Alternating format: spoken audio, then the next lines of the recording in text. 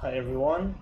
Today we're gonna solve the Leetcode 1486 XOR exclusive OR operation in an array. So basically, what do we need to do? So to put it simply, we have a function that takes as an argument a length, which is basically the length of the array, n, an integer, and a start. So the start will determine, in a way, it's a constant to determine the value for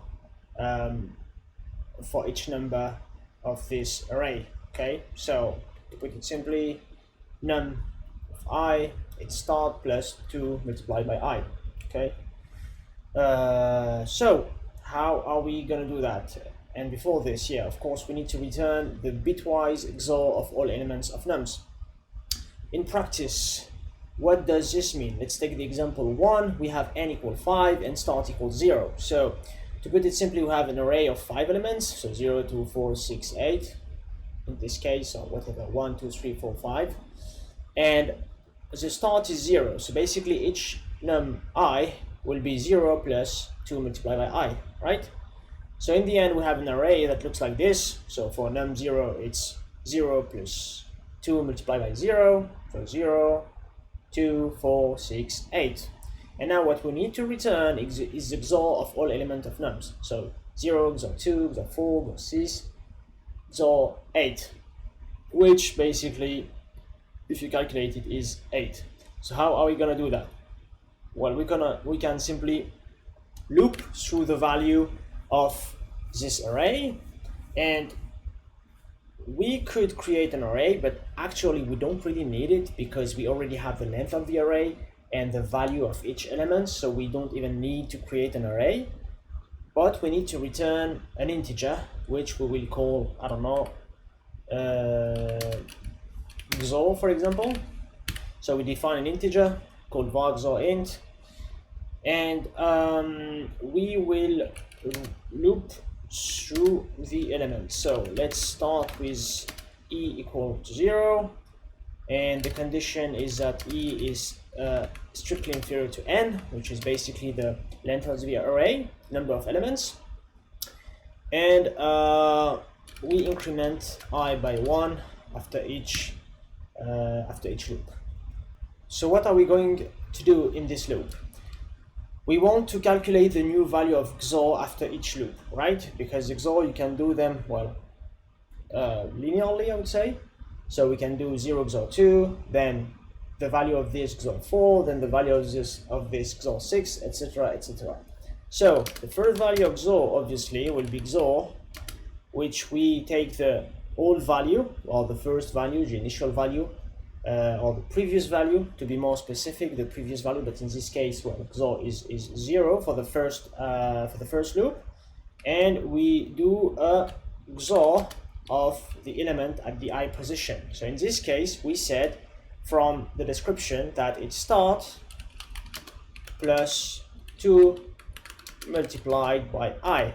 Okay, so if we take the first element for the first iteration for I equals 0, we can see that XOR is 0, and we XOR start plus 2 multiplied by I. So if we take n equal 5 and start 0, so we have 0 and 0, so we're gonna have 0, so this one, and then on the next loop we're gonna do 0 XOR 2, because XOR here would be basically assigned the previous value of the previous loop.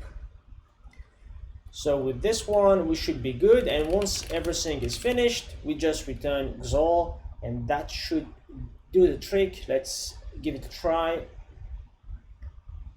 Okay, let's submit. So we have multiple test cases basically when you submit it, and not just one, which is not bad, I guess. Maybe there was a solution, but well, I'm pretty happy with this one for the moment. Let's do some testing on it. Grab a terminal, put it here. Let me see if we see well. Yeah, not bad.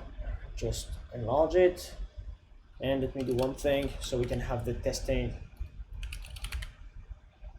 in the same window. So array and XOR array test.go. So here we go. What we want to test. Basically, we want to test the function, right? So we import the package in golang testing, and we'll do a simple test for this one.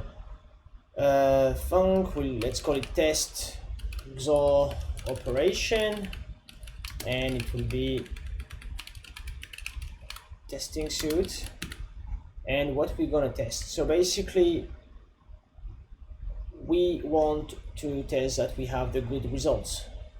Okay, so we can simply say what we want here is 8. So if we take n equal 5 and start 0, right?